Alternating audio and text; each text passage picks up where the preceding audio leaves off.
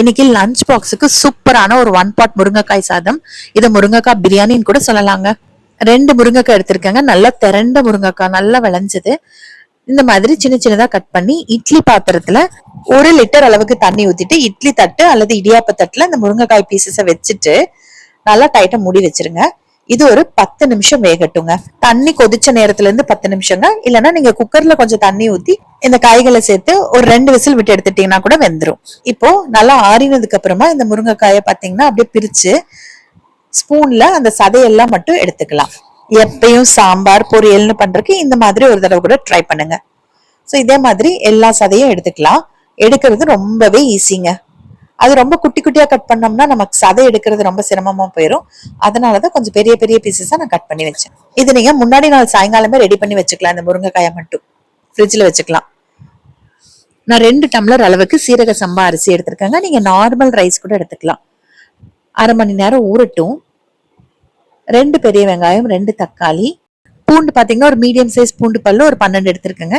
இஞ்சி ஒரு 2 துண்டு எடுத்து வச்சிருக்கேங்க. இஞ்சி பூண்டு மட்டும் மிக்சியில அரைச்சு எடுத்து வச்சுக்கலாம். இப்போ ஒரு குக்கர்ல ஒரு 4ல இருந்து 5 ஸ்பூன் அளவுக்கு எண்ணெய் ஊத்திக்கலாம். கூட ஒரு ஸ்பூன் நெய் ஊத்திக்கலாம். உங்ககிட்ட முந்திரி இருந்ததுன்னா முந்திரியை வறுத்து எடுத்து வச்சுக்கோங்க. நான் எனக்கு முந்திரி சேர்க்கல. இது பிரியாணி சாமான்ல ஆப்ஷனல் தான். பிரியாணி இலை, அன்னாசி மொக்கு, அந்த ஸ்டார் அதெல்லாம் எது இருக்கோ உங்ககிட்ட அது சேர்த்துக்கோங்க. அது கொஞ்சம் ஃப்ரை பண்ணதுக்கு அப்புறமா நம்ம வெட்டி வச்சிருக்க பெரிய வெங்காயம் தக்காளி வெட்டி வச்சுக்கணும். இப்போ ஃபர்ஸ்ட் நான் பெரிய வெங்காயம் சேர்த்துட்டு சிம்ல வச்சு நல்லா வதக்குறேங்க. ஒரு 2 பச்சை மிளகாய் லைட்டா கீறிட்டு அதுவும் உள்ள சேர்த்துட்டு வதக்கிக்கலாம். வெங்காயம் கொஞ்சம் முக்கால்வாசி வதங்கினதுக்கு அப்புறமா நம்ம தக்காளி கட் பண்ணி வச்சிருக்கோம். அந்த தக்காளியும் உள்ள சேர்த்துக்கலாம். நான் இன்னைக்கு 2 குட்டி குட்டி தக்காளி எடுத்திருக்கேன். பெருசா இருந்தா 1 போதும். கூட ஒரு கைப்பிடி புதினாவும் சேர்த்துட்டு நல்லா வதக்கணுங்க. இந்த பொருள் எல்லாம் நல்லா வதங்க தாங்க உங்களுக்கு டேஸ்ட் வரும். இப்ப இது கூட இஞ்சி பூண்டு நம்ம அரைச்சி விழுத எடுத்து வச்சிருக்கோம், அது சேர்த்துக்கலாம். உங்ககிட்ட இஞ்சி பூண்டு பேஸ்ட் இருந்ததுன்னா ஒரு 1.5 ஸ்பூன் சேர்த்துக்கோங்க. நான் எப்பயுமே இஞ்சி பூண்டு ரெடிமேட் பேஸ்ட் வாங்கவே மாட்டேன். அப்பப்பதான் அரைச்சுக்குவேங்க. இதுவும் அதே மாதிரி நல்லா சிம்ல வச்சு எண்ணெய் பிரிஞ்சு வர வரைக்கும் வதக்கணுங்க. அப்பதான் உங்களுக்கு அந்த டேஸ்ட் நல்லா இருக்கும்.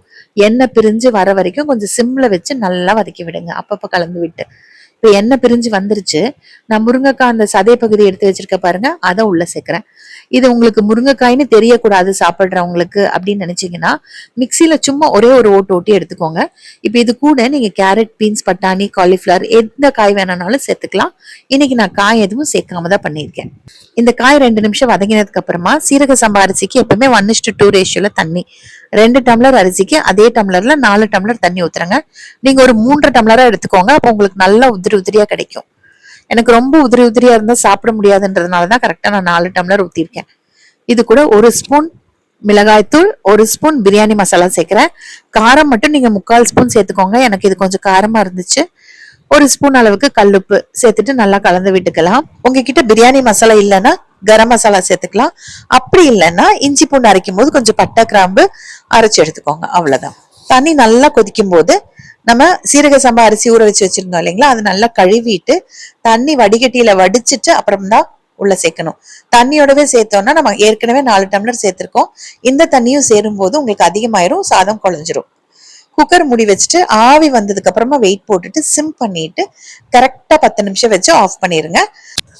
ஆவி இறங்கினதுக்கு அப்புறமா ஓபன் பண்ணி பாருங்க. அப்படியே கமன்னு முருங்கைக்காய் சாதம் ரெடி ஆயிருச்சு. ரொம்ப கலராதீங்க, குழஞ்சிரும். அதனால லைட்டா 2 திருப்பு மட்டும் திருப்பி விட்டுருங்க. அதுக்கப்புறம் ஒரு பாத்திரத்துல, அகலமான பாத்திரம் இல்லைன்னா ஹாட் பாக்ஸ்குள்ள கொட்டிட்டு லைட்டா கலந்து விட்டுக்கோங்க. அவ்வளவுதாங்க, முருங்கைக்காய் சாதம் ரெடி ஆயிருச்சு. இது பிரியாணி மசாலா, பிரியாணிக்கு சேர்க்கிற ஐட்டம்ஸ் எல்லாம் சேர்த்ததுனால முருங்கைக்காய் பிரியாணின்னு கூட பேர் வச்சுக்கலாங்க. பேராங்க முக்கியம், நமக்கு டேஸ்ட் தான் முக்கியம்.